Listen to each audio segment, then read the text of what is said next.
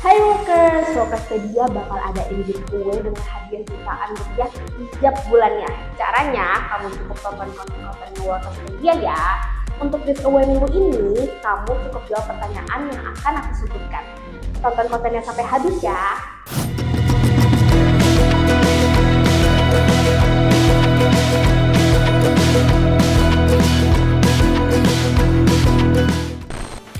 Hai Workers, sat langsung dapat kerja di Workerspedia.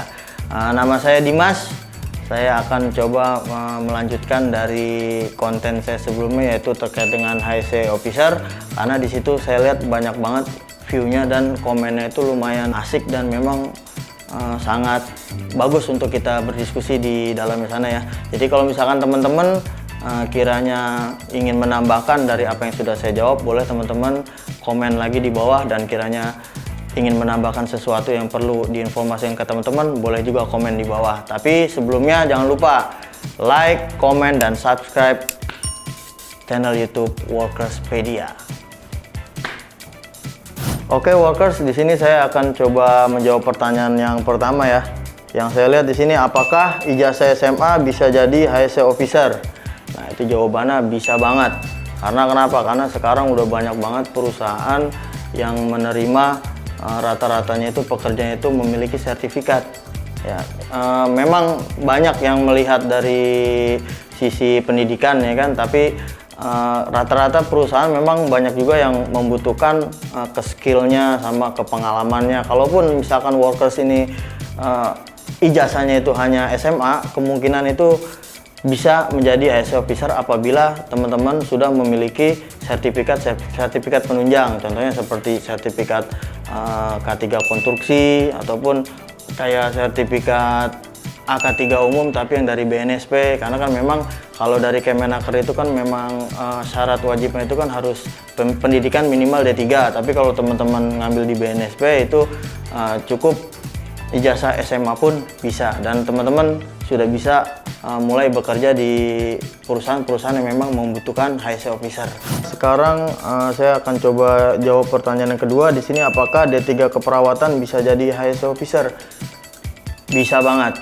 Nah, kenapa saya bilang bisa? Karena kalau kita kembali lagi sama pertanyaan yang pertama, teman-teman itu ketika mengambil sertifikat ahli K3 umum itu kan syaratnya itu kan minimal D3. D3 apa saja pun bisa, mau keperawatan ataupun D3 ekonomi, asalkan memang teman-teman punya kemauan untuk menjadi HSE, itu bisa banget. Tinggal ngambil sertifikatnya dulu terlebih dahulu, kemudian mencoba melamar kerja di tempat-tempat perusahaan yang memang membutuhkan HSE Officer. Bahkan lebih dari jadi HSE Officer pun bisa, asalkan teman-teman memang sudah punya pengalaman yang cukup luas. Jadi perusahaan itu yakin banget untuk mempekerjakan teman-teman menjadi HSE Officer ataupun HSE Koordinator maupun HSE Manager seperti itu.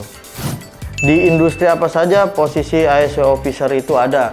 Sekarang itu hampir rata-rata semua perusahaan ya yang bekerja ya memproduksi segala sesuatu, maupun itu dari manufaktur ataupun dari perusahaan jasa konstruksi sampai jasa-jasa yang pengiriman barang, itu semuanya itu butuh yang namanya HSE. Karena apa? Karena memang sudah salah satu persyaratan ya dari pemerintah, itu memang dibutuhkan HSE di dalam perusahaan-perusahaan yang memang ada potensi bahaya yang kemungkinan bisa terjadi akibat produksi ataupun dari pekerjaan-pekerjaan yang ada di dalam perusahaannya tersebut. Oke, kita lanjut pertanyaan nomor 3 nih Workers. Jadi info pembukaan pengambilan sertifikat K3. Kalau untuk info pembukaan pengambilan sertifikat K3 itu banyak ya. Kalaupun kita memang nggak dapat info, kita bisa cari di internet, kita cari di Google. Misalkan kita butuhnya mau ngambil sertifikat apa nih, misalkan sertifikat K3 umum ataupun K3 konstruksi ataupun K3 kelistrikan. Terus sertifikasi khusus itu apa saja sih? Sertifikasi khusus itu kalau di K3 itu banyak ya. Selain memang ada K3 ahli K3 umum, di sana juga ada yang namanya, kalau khususnya itu ada K3 konstruksi, ada K3 kelistrikan, ada K3 kimia, dan disitu udah banyak sekali terkait dengan sertifikasi khusus untuk pengambilan sertifikat terkait penunjang K3. Jadi teman-teman kalau misalkan mau ngambil sertifikat apa saja itu boleh ya, tapi kalau saran dari saya, kalau teman-teman memang belum punya sertifikat, teman-teman coba ambil sertifikat K3 konstruksi ataupun sertifikat ahli K3 umum. Nah, kalau misalkan teman-teman basicnya tadi SMA, lebih baik ngambil sertifikat K3 konstruksi seperti itu. Baru dilanjut dengan sertifikat lain, penunjang lain. Oke, lanjut workers, pertanyaan nomor 4. Untuk mengikuti sertifikasi itu besaran biayanya berapa?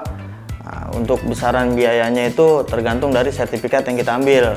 Contoh misalkan kita ngambil sertifikat ahli K3 umum, itu sekitar biayanya itu sekitar 5 sampai 6 ya. Jadi ada yang 8 juta juga, itu tergantung biasanya itu dari fasilitas-fasilitas yang kita dapat.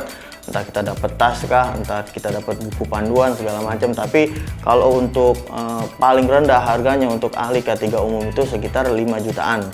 Jadi teman-teman bisa menyiapkan budget kalau misalnya memang mau ngambil sertifikat ahli K3 umum.